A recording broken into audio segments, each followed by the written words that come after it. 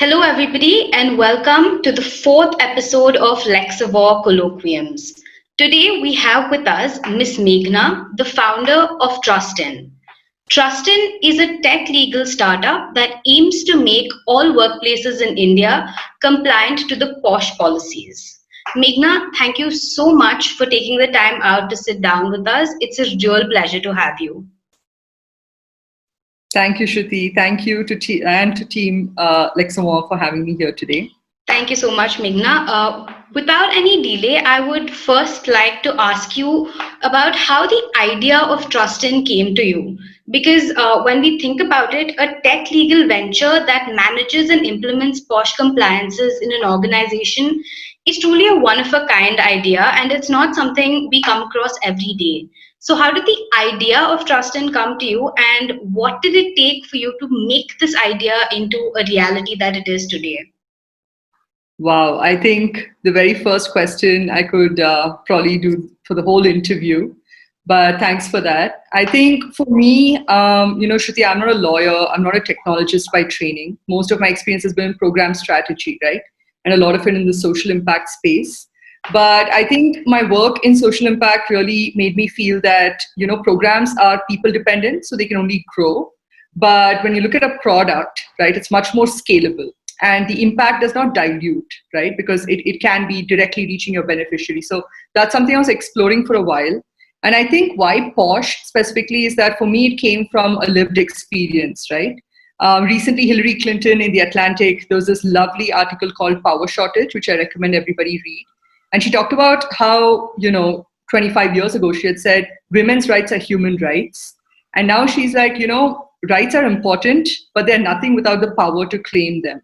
And I think that's exactly true with laws like POSH. Like we have a lot of rights. It's a very employee-centric law. But when I was going through those experiences or when my loved ones were going through very unsafe experiences at the workplace, we had no idea what to do, who to reach out to, and what our rights really were. Right. So that's what led me to my exploration. I started looking for platforms. I found a lot of products doing a lot of impactful work in this space across the world. Right. I saw Project Callisto in the US doing fantastic work to keep college campuses safe. I saw Wall Platform in the UK. And I started, I just built a very ugly Figma mock-up. I started talking to people in HR, employees, lawyers. I was like, would you use this and would you pay for it? And resoundingly, all of them said no. Right. So I was like, okay. And this was around early 2018 when I really started exploring this idea. And late 2018, we know that the Me Too movement came to India in a big way. Right. And I think that's when the business model for TrustIn really started coming through because we saw that every company had this internal committee. And as you know, most of the times it's composed of employees of the company, but it's vested with the powers of a civil court. A lot of my friends happen to be on internal committees. And I know that these are people with the best of intentions, but they had no idea what to do. Because the entire POSH process was like a black box to them, and suddenly they're terrified because there's so much liability. They still have to do their full-time roles, right? And they have no idea how to report anything. So that's when we started thinking, okay, instead of just reporting sexual harassment, what if we also help companies redress sexual harassment in a way that's completely legally compliant, right? And supporting them as well. So that's really where the two halves of the TrustIn idea came from.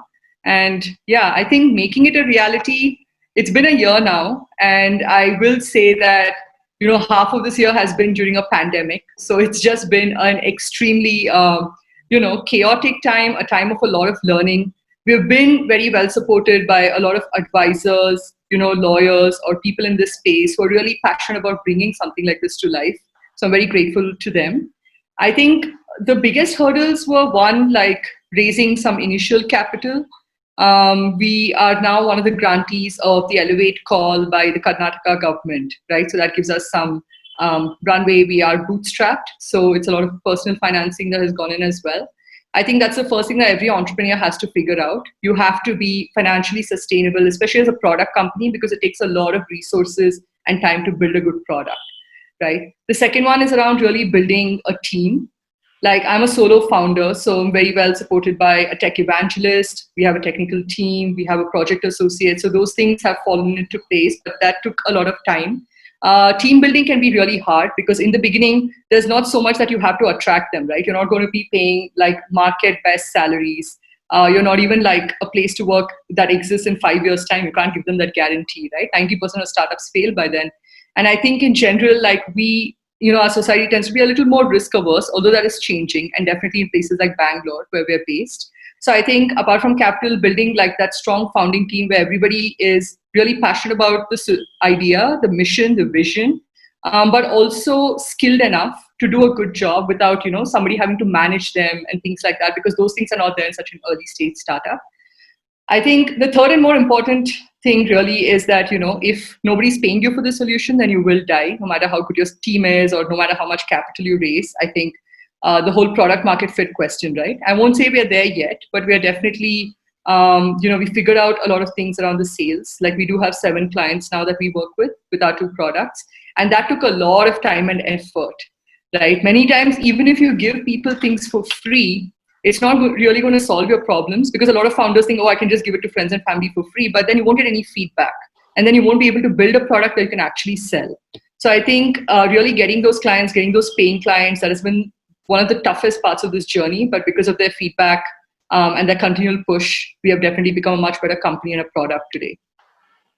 Meghna, I think that's great. Honestly, I think that was a very, it seems like a very long and passionate journey that you've had. And congratulations on how successful it's been thus far, at least.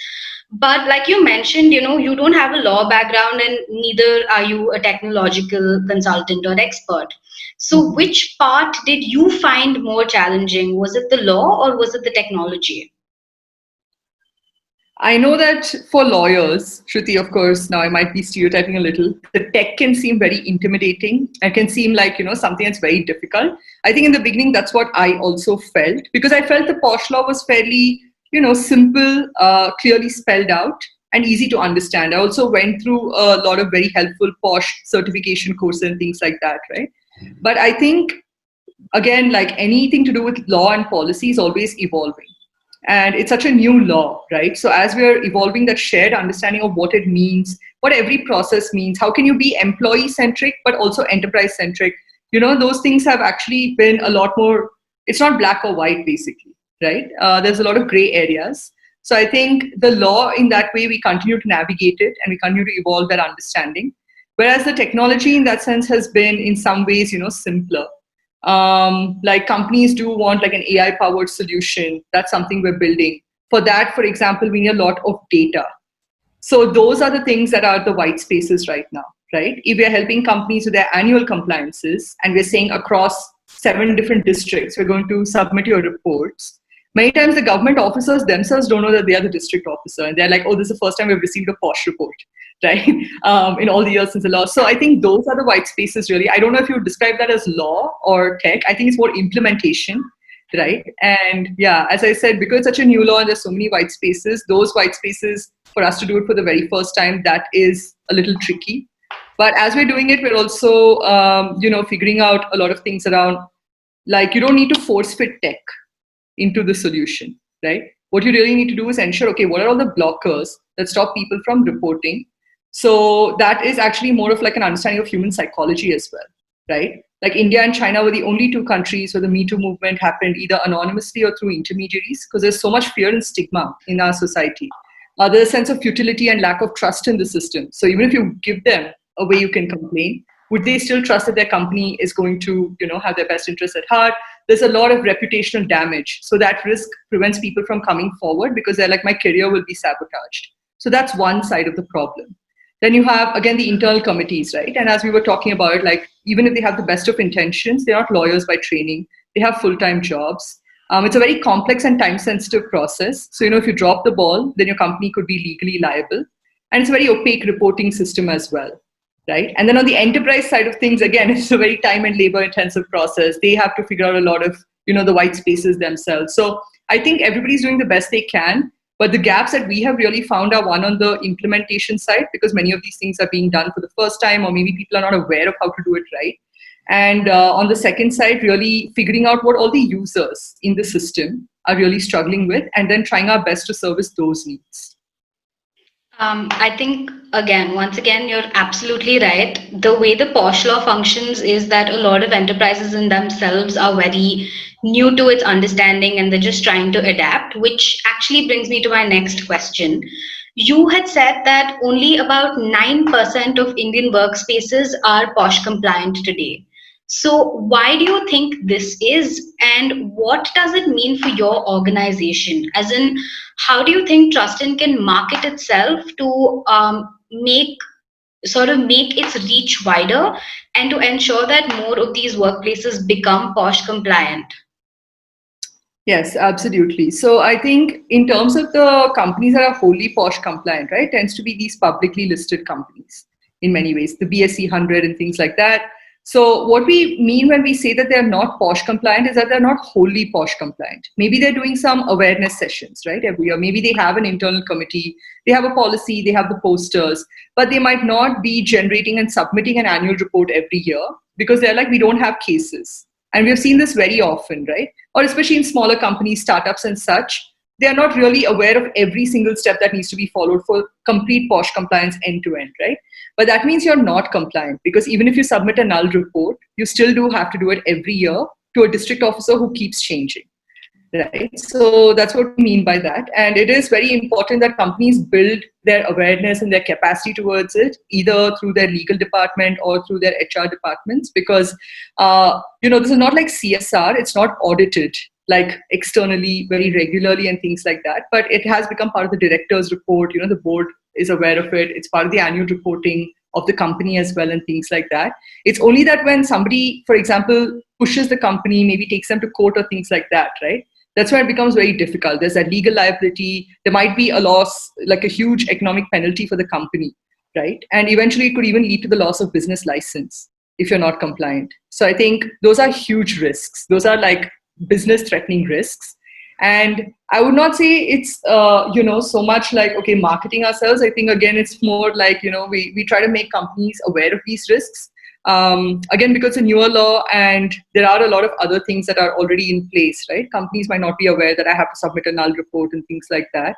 But for companies, as we mentioned, one big thing is it's the lack of awareness around what constitutes full compliance, which is fair.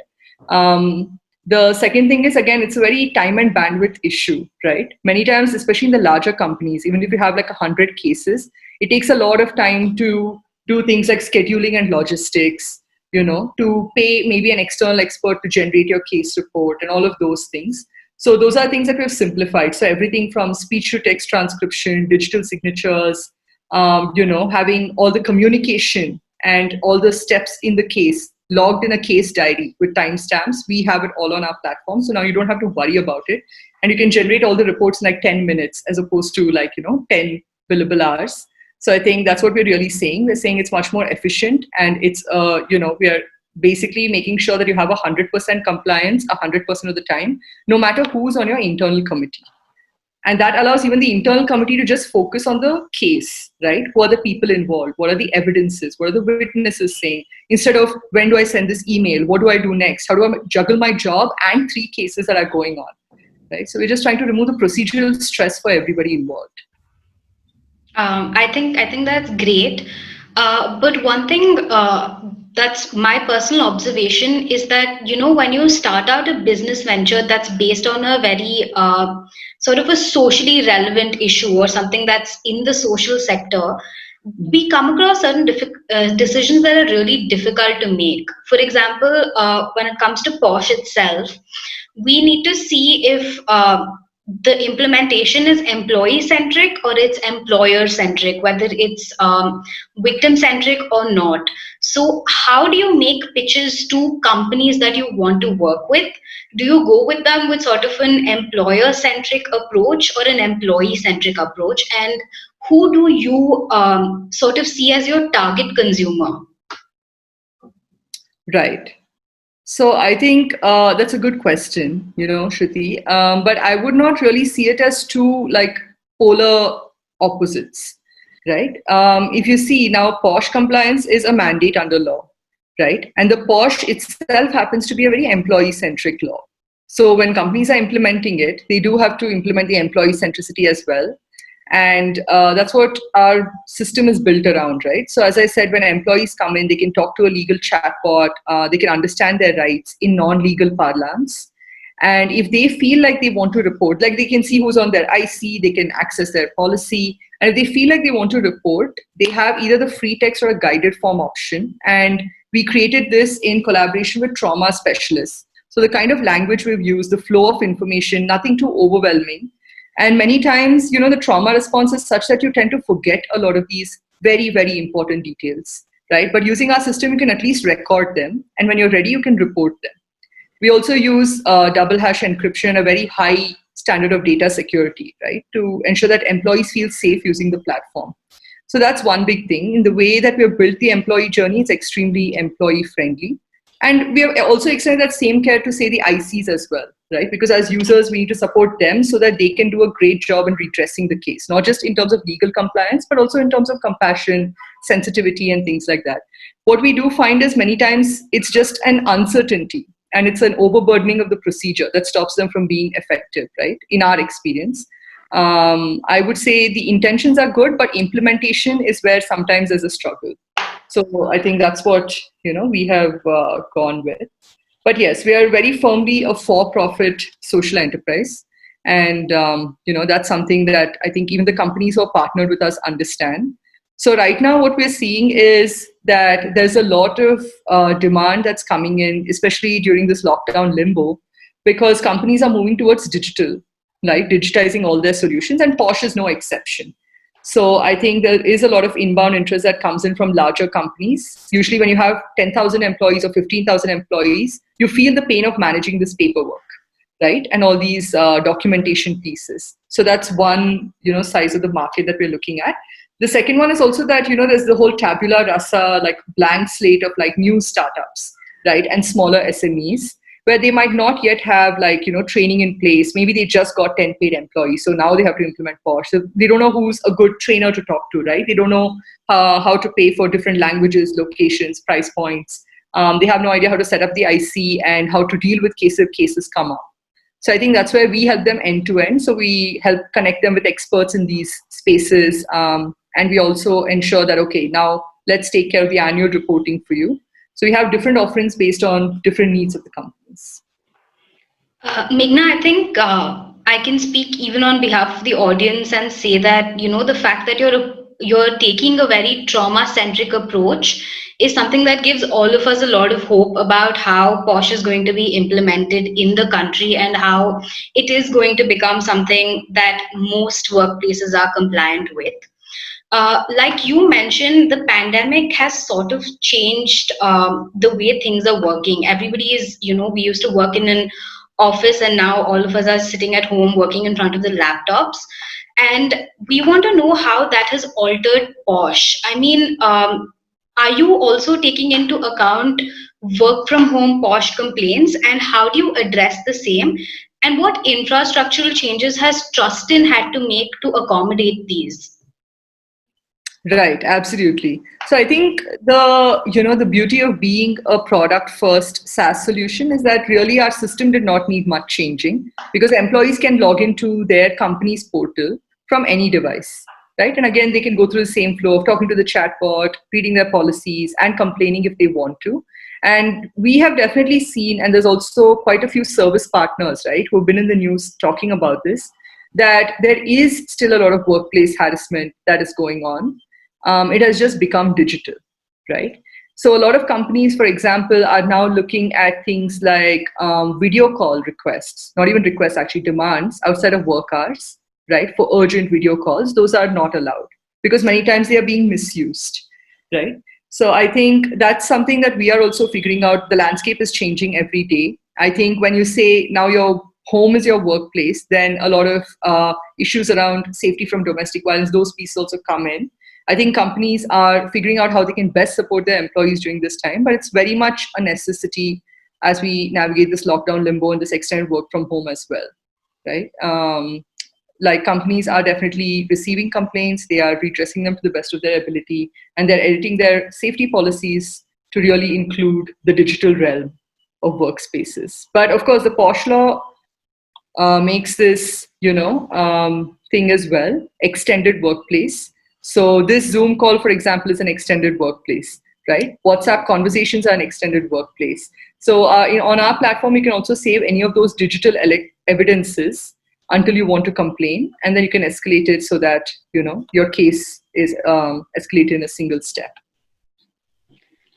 It's good to know that the existing POSH policy already actually has scope to take into account what the pandemic has created. Meghna, as we know, POSH is not exactly a gender neutral law in India, and it is quite a women centric law. It does not cover, men who may be subject to harassment. It also, I believe, does not take into account any trans people in the workplace. So, is there anything, any sort of expansion that Trustin is looking to make workplaces safe for everybody as well, like not just women, but also people from other genders and other identities? Yes, I think this is, one of the things that a lot of legal experts and policymakers have been urging, the decision makers for some years now. It's definitely true that the law only recognizes an aggrieved woman as a complainant in, under this POSH law. But I won't even say almost every client that we're working with, and I think also because they are early adopters, right? They're very proactive towards inclusion. They all have gender neutral POSH policies. So what that means is any one of their employees can use the system to raise a complaint. So we have not had to make any changes from a technical side for that. I think if we have companies whose policies are more gender specific, then we will be thinking about how to do that. But right now, that is not something that we've looked at. All right. That's actually really good to know. Yeah. What are your immediate goals for Trustin, and what would you categorize as your long-term goals for this venture? Right. I think one of the things that I found when I was looking at existing, solutions like this in the world. So you have, Europe, you have the US, and there's some fantastic people doing great work there. But I think when you look at countries like in Asia and Africa, it's very much that, this is the luck of the draw.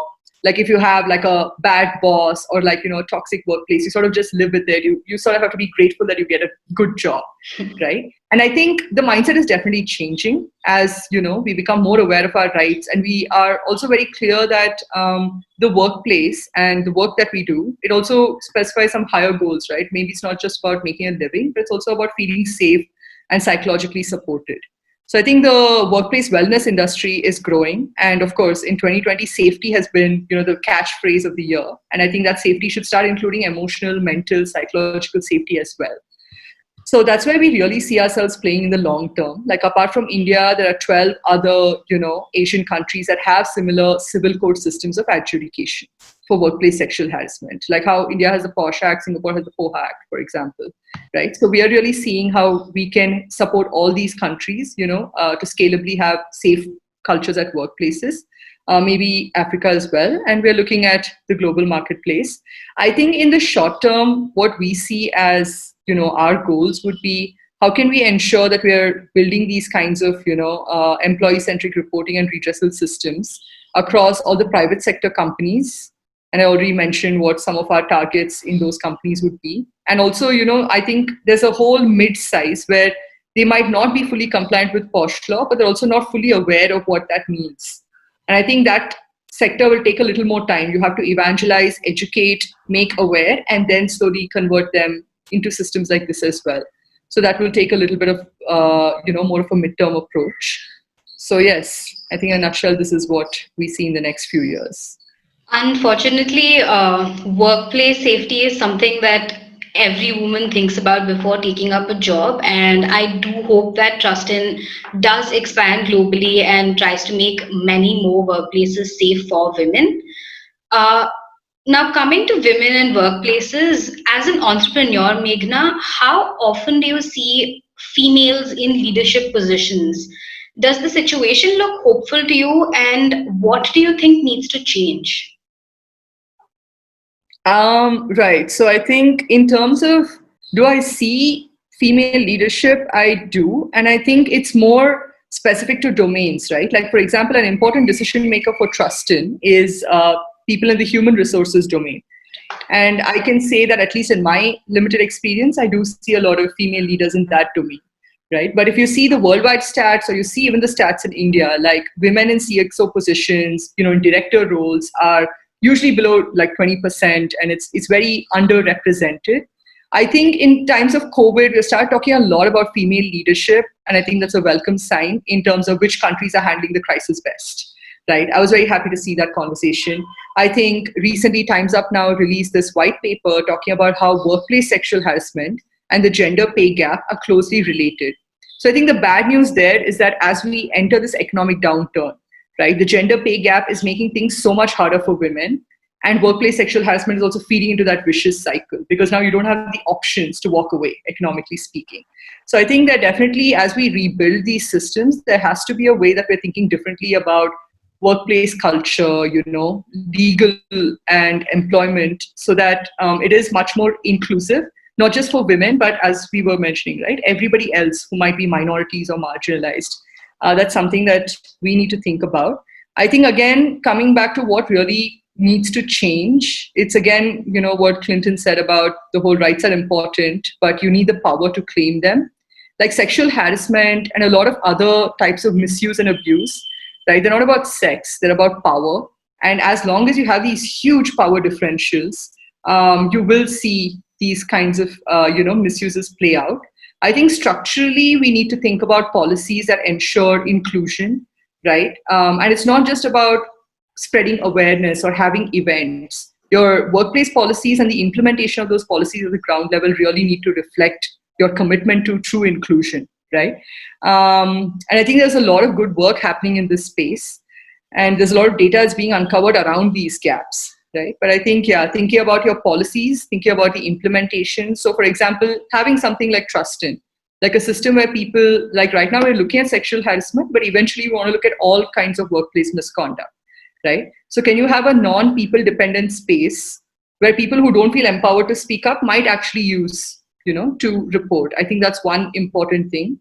And I think most importantly, it also does come down to the societal sort of factors as well, right? I mean, the workplace is one, but I'm seeing a lot of stories where a lot of, the women leaders that I know are talking about their friends or their colleagues dropping out of the workplace temporarily, perhaps. And unfortunately, when you do that, when you sort of off ramp, it might have long-term consequences for your career trajectory and your pay scale and things like that. Because now the caregiving burden, right, is on them. Now the whole homeschooling burden might be on them. So again, I was reading this article where somebody said, we marry our glass ceilings in many ways, because it's also about the support you get from your family to ensure that you can not just survive in those leadership positions, but also thrive. So I think at every level, we need to really understand what this balance looks like. And that means not just workplaces, not just policies and laws, but also societally and culturally, how we're viewing women as leaders and women's contributions at the workplace. I don't think I answered the question, Shruti, but just, No, this is what I'm.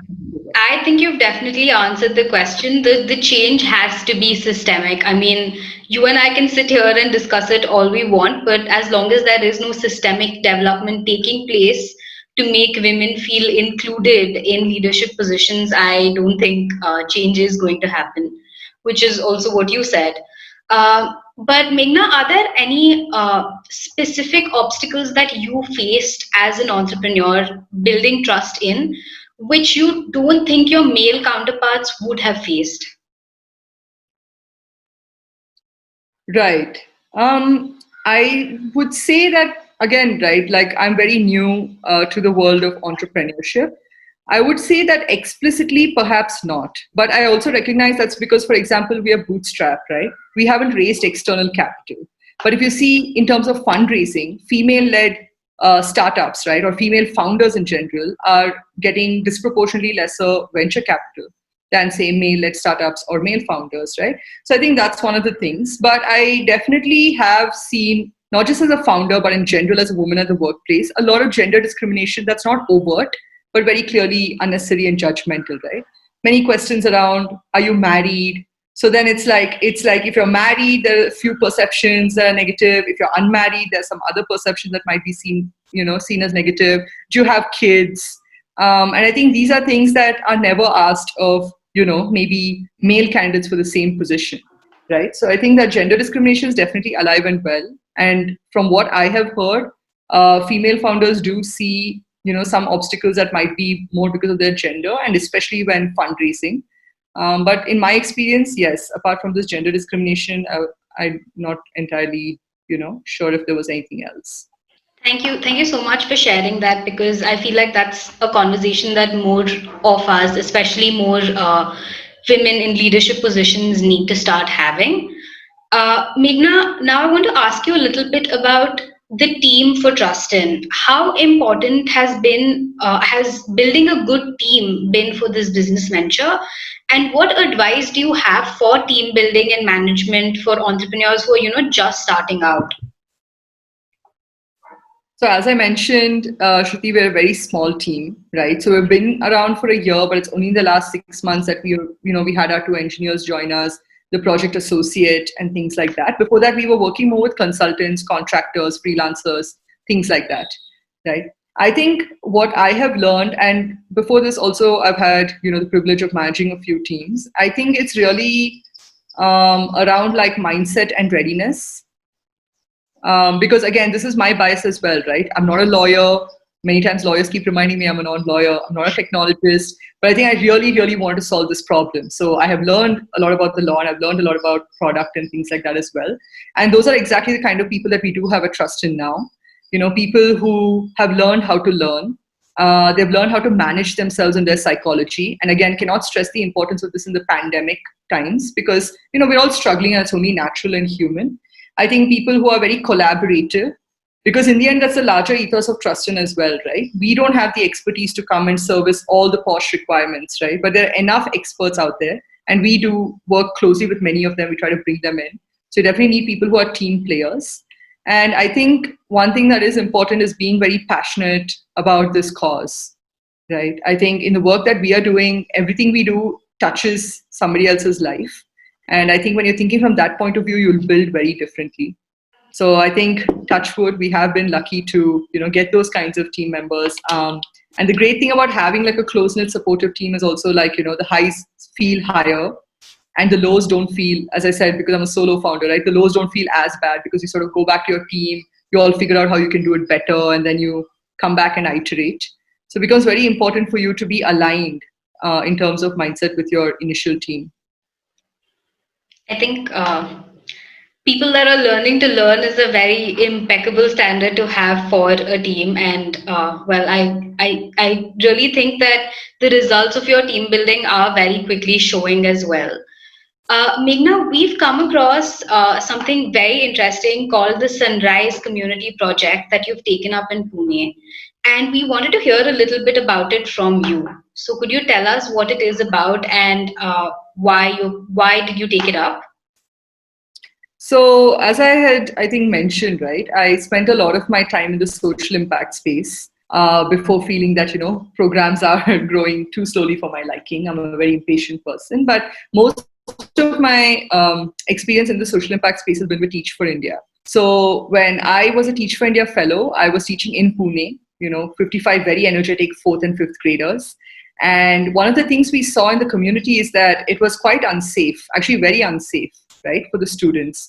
And because their parents were working long hours, after they would leave the school at like 3 p.m., right, they would still spend 6 hours on the streets. And it felt like it was undoing all of the things that we were trying to instill in the classroom: discipline, values, things like that.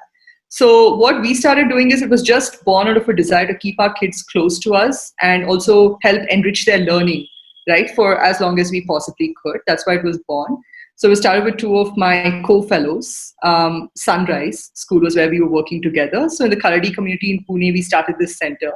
And what it looked like is 9 a.m. to 3 p.m., the kids would be with us in school. And then 3 p.m. to 9 p.m., they would be with us in the center. So we structured their playtime. Kids would do everything from MUN to using the computer lab, to doing their own science experiments, to learning football. And I was the co-founder and advisor there, right? And now it's running, in many ways very independently. It has been taken up by some women of the community. During the pandemic, for example, they've been procuring rations and groceries and like medicines for people in need, right? But I think it's a non-profit trust. And I think that experience taught me a lot about what it takes to empower a community, right, to embrace a solution. Because you can come in as an outsider and build something, But if the community really needs to get value out of it, then you need to build it according to what they need and deeply understand their needs and their pain points, right? And add value to what they value. I think that's the most important thing. And yes, now it's serving the learning enrichment needs as well as a lot of other needs for the parents of a 250 strong community nearby. For the parents, for example, we used to have substance abuse counseling, or we used to have vocational training to enable them to become micro entrepreneurs, right? So, jack of all trades sort of space is what it is. That's amazing, and I couldn't agree more. If we're looking at changing an entire community, then it's very important to sort of get into their shoes and understand what change looks like for them and how they want to achieve it. So, hats off to you for taking up such a venture and building it into something so substantive. Meghna, my next question is something I want you to address to the law students who are watching this. What advice do you have for them, especially for the ones who want to explore the field of legal entrepreneurship? Right. I think, the legal services industry worldwide is like a $600 billion one, right? And it's ripe for disruption. So right now, I know one of the hottest things is like legal tech, and in legal tech, it's AI, right? And I think that's great, but force-fitting tech is not necessary, nor is it necessarily like sustainable and scalable when it comes to this. I think that's one thing to keep in mind. When you're thinking about entrepreneurship, it's really again about understanding, okay, who's going to use this, right? Will they pay for it? How much will they pay for it? And then figuring out their pain points and solving for it. That's really what entrepreneurship is at the core of it. I think there's never been a better time to be a legal entrepreneur, right? Especially in India. Like we have Agami. I'm sure you've heard of their work. They're doing fantastic work supporting legal entrepreneurs. I'm also part of this community called She Breaks the Law. So it's like women leaders who are affecting the legal landscape. It's an international community, and we have one in India as well. There's also Legal Hackers, another international community that has recently come to India. The one in Bangalore calls themselves the Garden City Legal Hackers, right? So I think for young students, it's really useful to be part of these communities, especially say Legal Hackers, for example, which is for more younger people, because they explore problem statements and they explore how we can actually use services and tech or both to solve for it. But at the core of it, entrepreneurship is about problem solving. And I think in many ways, lawyers are inherently problem solvers as well, right? So I think it's just about doing it in a way that, you need to do it not just as an individual, but as a company. That's the way I see it. I think that is terrific advice, and I'm sure our team at Lexavant will also take some of that away and implement it in our projects going forward. Now, this brings me to my last question for you today. Meghna, what are your expectations from the legal entrepreneurship field in, say, the next decade? Do you see things improving? Why do you see them improving? If you don't see them improving, why not? And I mean, what can we do to make sure that that improvement comes along? Right. So I think one thing is it's not just in India, right, but all over the world. Like the legal tech industry is booming, the legal services industry is booming, and it's also changing, right? I think that's something. The compound annual growth rate is very high. It's one of the highest growing industries in the world right now, and especially in the wake of the pandemic. I know a lot of my lawyer friends have been so busy, so many sleepless nights because of figuring out things like contracts, force majeure, and things like that. So I think those are the trends to really watch out for. And as I mentioned, there's so many communities now that are supporting legal entrepreneurs, especially in India. And a lot of the investment firms, right? Like for example, Omidyar has now a dedicated legal tech, track, and that's true for a lot of different funders as well. So I do feel there's a lot of like capital, there's communities, there's a growing market. So I would say the time is ripe for disruption. So for people who are looking for different solutions, they're looking at very niche or big problems. They're looking at different business models. Is definitely a space that they can explore.